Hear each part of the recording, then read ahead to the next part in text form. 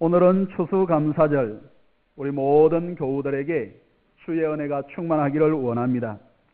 현대적 의미의 추수감사절 기원을 청교도 신앙에 두기도 하지만 추수감사절의 기원은 구약 성경의 초막절에 근거를 두고 있습니다. 과거 1620년 영국의 청교도들이 신앙의 자유를 찾아 신대륙 미국에 도착하게 되었습니다.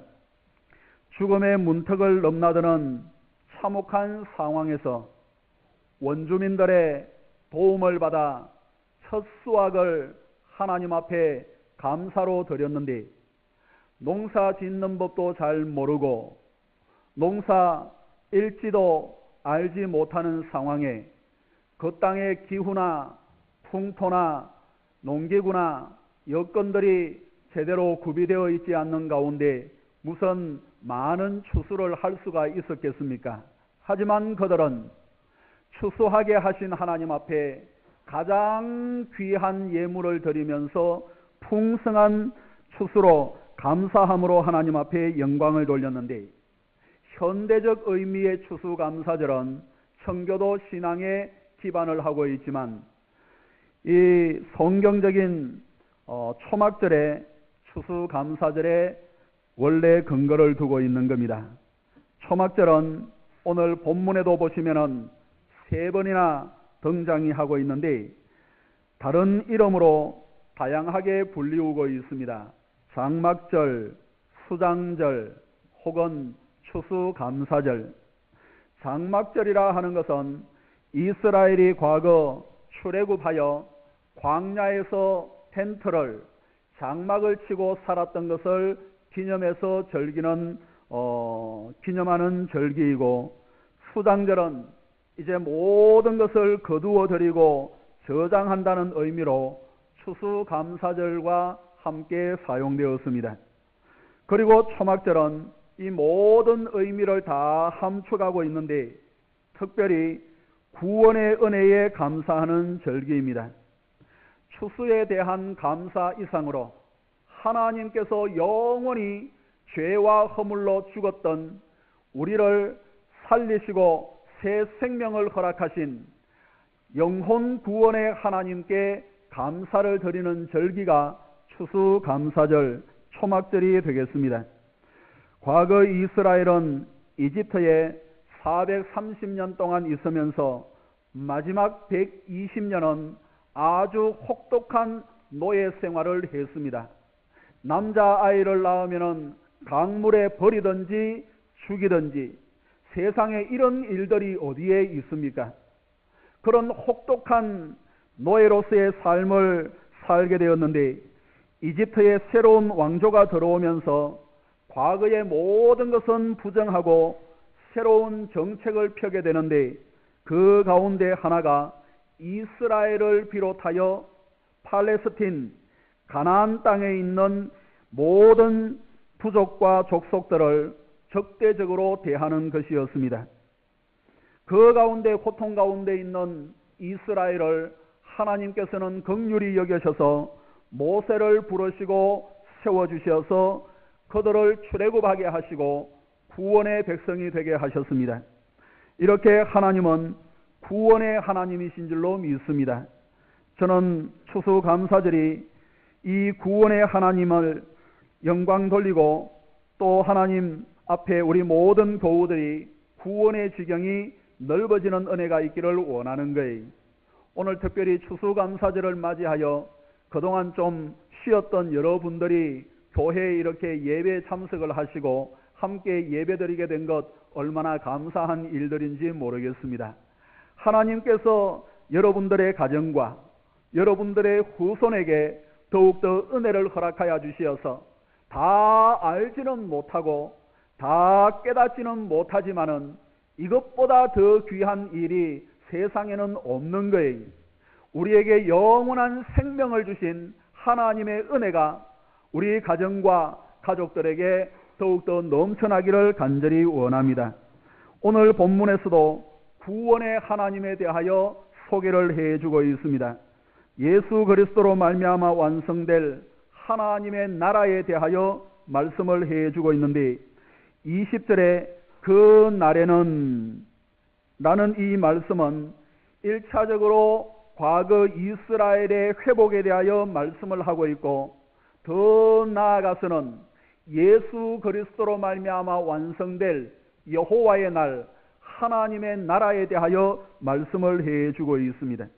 우리 20절을 한번 읽어보겠습니다. 20절 시작.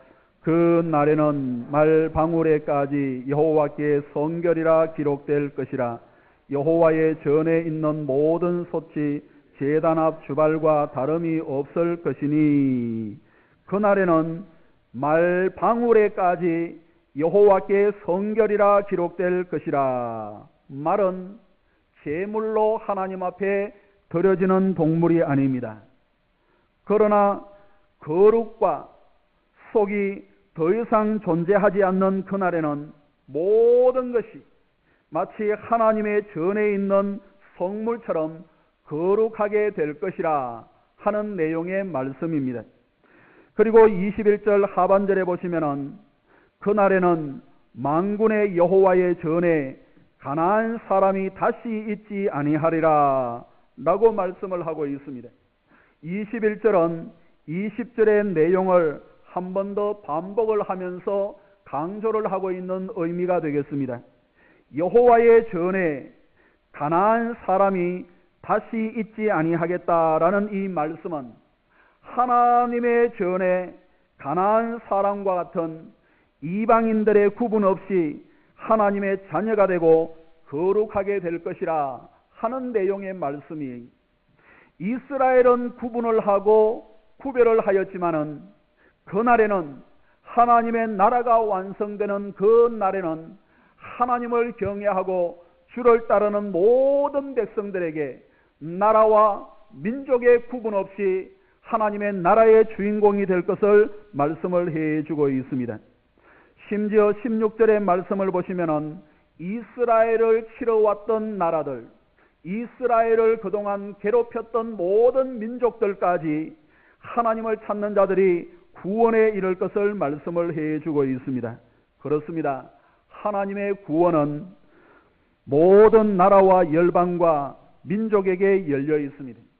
지금은 하나님을 알지 못하는 사람들이 또 그런 나라와 민족들이 있지만은 그날에는 모든 사람들이 하나님을 알고 또 하나님을 찾는 자들이 구원을 받게 될 것이라 라는 내용의 말씀입니다. 따라서 우리는 추수감사절을 맞이하여 우리를 구원하신 하나님의 은혜에 감사하는 것 이상으로 모든 가족과 친지와 이웃을 구원하시기를 기뻐하시는 하나님께 믿음으로 감사할 수 있는 저와 여러분들이 되기를 간절히 원합니다. 저는 이 자리에 있는 모든 분들의 가족과 친지에게 구원의 소식이 가까워지고 해마다 함께 예배드리는 가족과 친지와 이웃이 더 점점 더 늘어갈 수 있기를 원하는 거예요. 이렇게 추수감사절의 기원인 초막절은 구원의 은혜를 감사하는 절기인데 오늘 본문을 통하여서 이미 구원받은 성도가 어떻게 하면은 감사의 지경을 넓혀갈 수 있을 것인가 하는 내용을 세 가지로 함께 묵상하기를 원합니다. 첫째로 과거와 현재와 미래를 긍정적으로 보는 사람이 감사의 지경을 넓혀갈 수 있는 겁니다. 이 세상에 많은 사람들이 있지만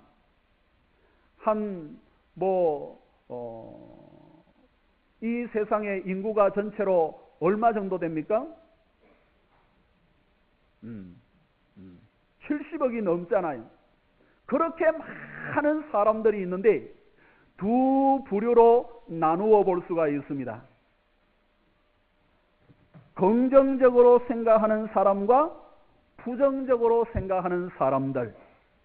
긍정적으로 생각하는 부류와 부정적으로 생각하는 부류가 있는데 이 두 부류 가운데 누가 더 감사할 수 있겠습니까?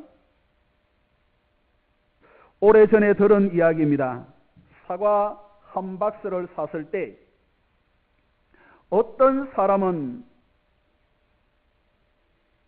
좋은 것을, 썩지 아니한 것을, 맛있게 생긴 것을 골라서 먹고, 또 어떤 사람은 조금 썩은 것부터, 이 다른 거 썩으면 안 되니까 썩은 것, 좀 흠 있는 것, 이런 걸 먼저 골라 먹는 사람들이 있다고 하는데, 사과 골라 드시는 것을 보면은 두 종류의 부류로 나누어 볼 수가 있는 겁니다.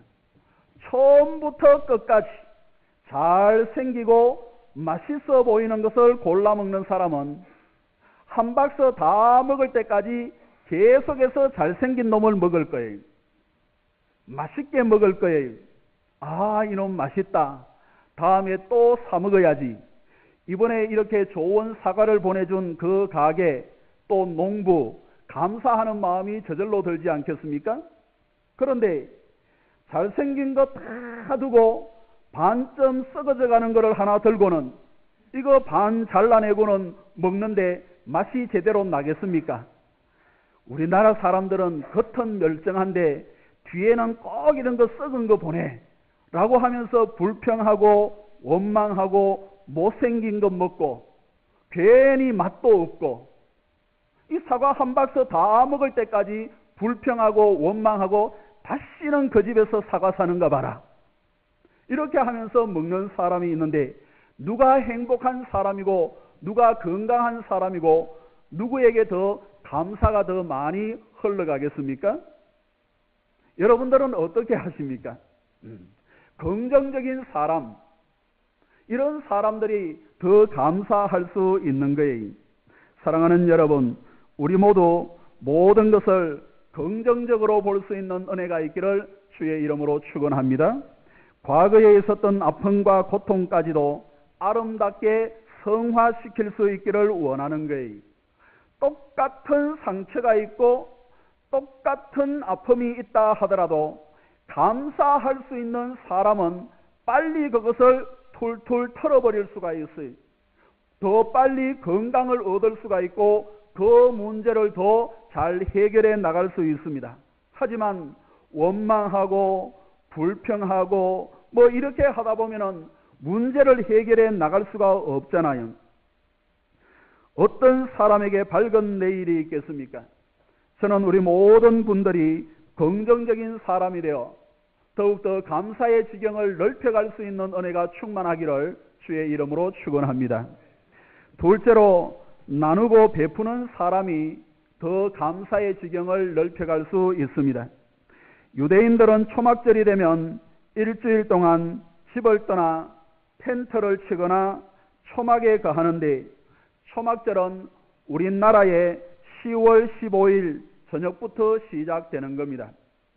초막절은 달이 가장 밝은 보름으로 마지막 날은 모든 사람들이 모여 밤새도록 축제를 하면서 춤을 추면서 노래하면서 교제하게 되는 겁니다. 히브리어에서 절기라는 말은 그 어근이 춤추다, 노래하다, 축제하다 라는 뜻을 가지고 있습니다. 따라서 히브리인들은 3대 절기 혹은 7대 절기와 같은 이런 명절이 있을 때마다 춤을 추면서 서로 교제하고 나눔의 시간을 갖습니다. 어려운 사람들을 돌아보고 소외된 사람들을 격려하면서 그들과 함께 어울려 춤추는 것이 모든 절기에서 빼놓을 수 없는 모습이 되겠습니다. 그리고 히브리인들은 가진 사람이 나누어주고 베풀고 구제하는 것은 마땅히 해야 할 것으로 생각을 하고 있습니다. 그리고 성경에 의인이라는 말이 참 많이 나오는데, 의인의 가장 대표적인 모습은 바로 구제하고 나누어주고 베풀어주는 것이다 라는 사상이 그들에게는 자리를 잡고 있습니다. 의인이 무엇입니까? 의인이 어떤 사람입니까? 라고 물으면은 지금도 나누어주고 베풀어주는 사람이, 구제하는 사람이 의인입니다. 그렇게 얘기를 하고 있어요. 그러니까 예루살렘이나 이스라엘에 가면은 얻어먹는 사람도 심지어 거지들도 우리나라는 한 푼 주십시오 하면서 막 이렇게 몸도 이상하게 이렇게 하면서 동정심을 유발하면서 이렇게 구걸을 하는데, 그 사람들은 빳빳하게 써가지고 한 푼 달라고 주든지 말든지 마음대로 하라고 이렇게 하면서 구걸을 하는 거예요. 왜 그렇습니까? 내가 너에게 구걸을 하는데 네가 나에게 도움을 주면은 너는 의인이 되니까 내가 너를 의인으로 만들어주는데 좀 줘야 되지 않겠어? 뭐 이런 거예요. 그래서 아주 당당하게 그렇게 많은 사람들이 동냥을 하고 구걸을 하는 것을 볼 수가 있습니다. 따라서 저는 이렇게 말씀을 드리고 싶습니다. 혹 베풀고 나누어주는 입장에 있는 분들이 계십니까? 그것은 가진 사람이 마땅히 해야 할 일들입니다. 하나님께서 지식을 주시고 물질을 주시고 시간을 주시고 여러 가지 주신 은혜가 있다고 한다면 그것을 나누고 베풀 수 있는 사람, 더 나아가서 열심히 수고하고 검소하게 살면서까지 누군가에게 베풀고 나누어 줄 수 있다고 한다면 그것은 복된 사람이 되는 겁니다. 그리고 혹 손을 벌려야 하고 구제를 받아야 할 형편에 있는 분들이 계십니까? 교회 안에도 있을 수가 있고 사회 안에도 있을 수가 있고 또 나라가 여러 가지 복지를 이렇게 하면서 많은 나라를 통하여 도움을 받는 사람들이 많이 있습니다. 지금은 내가 도움을 받지만 영원토록 내가 도움을 받을 것이 아니라 나도 반드시 도울 날이 있을 것이라 하는 믿음을 가지고 당당하게 도움을 받을 필요가 있는 거예요. 그 믿음을 가지고 더 나아가 최선을 다해서 나도 베푸는 사람이 되기를 위하여 힘써서 마침내 베풀고 나누어주는 사람이 되면 얼마나 좋겠습니까? 이렇게 누구나 도움을 줄 수도 있고 도움을 받을 수도 있지만 나누고 베푸는 사람에게 더 큰 기쁨과 즐거움과 감사가 있습니다. 이것은 나누어 주는 자들에게 주시는 하나님의 은혜입니다. 저는 우리 교회가 나누어 주는 교회가 되고 우리 모든 성도들이 베푸는 성도가 되기를 주의 이름으로 축원합니다. 우리 나라와 민족도 얼마 전에는 이렇게 구제를 받고 세계적으로 지원을 받았는데 웬 은혜입니까?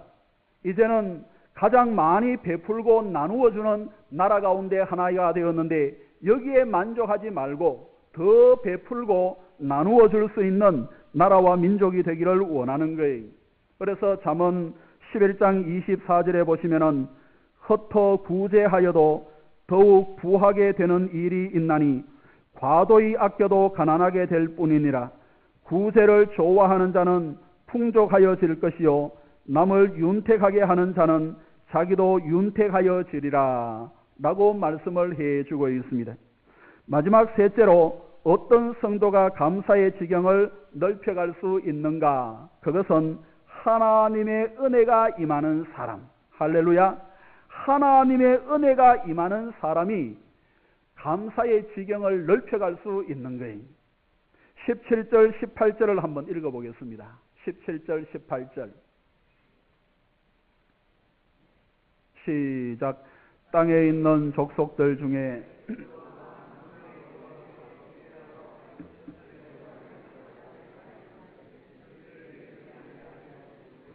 만일 애굽 족속이 올라오지 아니할 때에는 비 내림이 있지 아니하리니 여호와께서 초막절을 지키러 올라오지 아니하는 이방 나라들의 사람을 치시는 재앙을 그에게 내리실 것이라.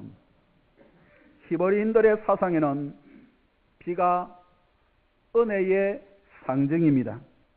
오늘 본문에도 보면은 초막절에 비라는 내용의 말씀이 많이 기록이 되어 있는데 초막절에 관계해서 가장 중요한 문제는 바로 비였습니다. 비. 우리나라는 비에 대하여 그렇게 간절하지 않잖아요. 오히려 여름에 비가 많이 와서 싫은 경우들이 종종 있는데 강수량이 적은 저 이스라엘에서는 강수량이 적지만은 적절한 때에 비가 오기를 아주 간절한 마음으로 그렇게 기다리고 그리움이 짙은 이스라엘이라고 하겠습니다. 그래서 적은 양의 강우량이지만은 적절하게 비가 오기 때문에, 또 적절하게 비가 오면은 그 비가 오는 모든 곳에는 항상 수목이 울창하게 되는 것을 보게 됩니다. 물이 흐르는 곳에는 많은 곡식들이 나고 기름지고 과일도 아주 맛있는 것을 볼 수가 있습니다. 따라서 이스라엘은 항상 적절한 때에 비가 오기를 기다리고 있었는데, 초막절 행사가 끝나는 마지막 날에는 이런 비가 오도록 기도를 하고 있는 겁니다. 초막절은 10월 15일 저녁부터 시작이 되는데, 건기와 여름의 건기와 겨울의 우기의 중간 시점에 있는 것이 바로 초막절이에요. 10월 15일. 따라서 초막절 행사가 끝나는 마지막 날에는 우기를 알리는 이런 비가 시작되기를 위하여 간절하게 그들이 기도를 합니다. 성전 남서쪽 모퉁이에 저 못자라는 동네에서 버드나무를, 물에 민감한 버드나무를 잘라와서 그것을 성전 남서쪽 모퉁이에 심어놓고 그 나무에 실로암에서 떠온 물을 이렇게 부으면서, 나무에 실로암에서 떠온 물을 부으면서 빙빙 돌아가면서 축제를 하고 마지막 날에는 비가 오기를 간절하게 기도하는 겁니다. 기도를 시작한 지 2주 안에 빗방울이 몇 방울이라도 떨어지면 이런 비의 시작을 알리는 것으로 그해 풍년을 기약하게 되는 겁니다. 그러나 비가 오지 아니하면은 초막절 후 2주간을 기다렸다가 다시 비를 위하여 간절하게 모여서 기도하는 거예요. 그러나 두 번째 기도 후에도 2주간 안에 이렇게 빗방울이 떨어지지 아니하고 하늘이 맑게 있으면은 그때부터는 금식 기도로 들어가는 겁니다. 하나님 앞에 간절하게 금식 기도를 한 주간 하는 거예요. 이렇게 초막절 이후 5주 동안에 적은 양의 빗방울이라도 떨어지지 아니하면은 그 후에는 비가 올 때까지 금식 기도하는 거예요. 비가 와야 내일에 농사를 지을 수가 있기 때문에 10월달이 지나면서 11월달이 들어가면서 약간의 비가 와야 12월 1월달까지 많은 비가 올 것을 예견을 하게 되는데, 그래서 농사를 씨를 뿌리고 한 해의 농사를 준비하고 여러 가지로 많이 할 수가 있는데, 10월 말부터 11월 초에 비가 오지 아니고 하늘이 맑았다는 것은 비를 많이 기대할 수 없는 그러한 거예요. 금식 기도하는 거예요. 비가 빨리 오도록, 많이 오도록, 비가 올 때까지, 비가 올 때까지. 때문에 본문에 보시면은 비 문제가 언급이 되고 있습니다. 비가 오지 않는 것은 재앙의 시작이지만 비가 오는 것은 하나님의 은혜요 축복의 시작입니다. 이스라엘에게 그해 아무리 큰 풍년이 들어 큰 기쁨이 있다 하더라도 앞으로 비가 올 소망이 없다면 그 기쁨은 반감이 될 수밖에 없습니다. 그러나 농사는 올해 좀 별로 수확이 좋지 않고 큰 풍년은 없었지만은 이제 이런 비가 적절하게 와서 내년에 더 큰 풍년을 수확을 기대할 수 있다고 한다면은 더 기쁘고 더 즐거운 축제를 할 수 있는 것 아니겠습니까? 이렇게 비는 하나님의 은혜를 상징하는데 여러분들은 은혜가 무엇이라고 생각을 하십니까? 은혜가 무엇인가? 은혜는 말로 다 설명되어지지 않는 거예요. 다 깨달을 수가 없고 말로 다 설명되어지지 아니하고 다 이해가 되지 않는 것이 은혜라고 하겠습니다. 예상 밖의 좋은 결과가 나는 것이 바로 은혜예요. 그래서 믿지 않는 사람들을 이것은 운이라, 행운이라 그렇게 말을 하는데, 예상 밖의 결과가 나왔는데 설명을 잘 할 수가 없어. 잘 깨달을 수가 없어. 이해가 되지 않는 부분들도 많아. 하지만 결과가 더 좋게 나오는 것, 이러한 것을 바로 성경에서는 은혜라 라고 말씀을 해주고 있습니다. 저는 이 자리에 계시는 우리 모든 분들에게 은혜 있는 사람이 되기를 주의 이름으로 축복합니다. 무엇인가 설명은 다 할 수 없지만은 잘 되는 사람이 있어요. 무엇인가 다 깨달을 수는 없고 이해할 수는 없고 오히려 모자라는 부분이 있는데 웬걸 잘 되는 사람이 있어요. 다 갖춘 것 같고 다 잘할 수 있어 보이고 배운 것도 많은데 이 무엇이든지 자꾸 꼬이는 사람들이 있어요. 안타까운 일들 아니겠습니까?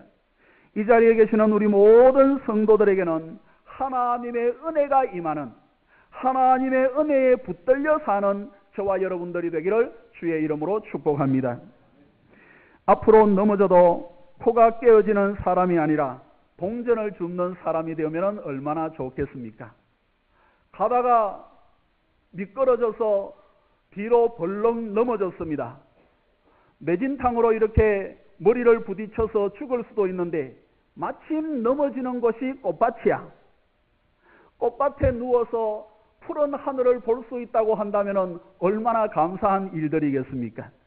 이 자리에 계시는 우리 모든 성도들과 교우들에게는 하나님의 은혜가 임하고 하나님에게 붙들림 받는 저와 여러분들이 되기를 간절히 원합니다.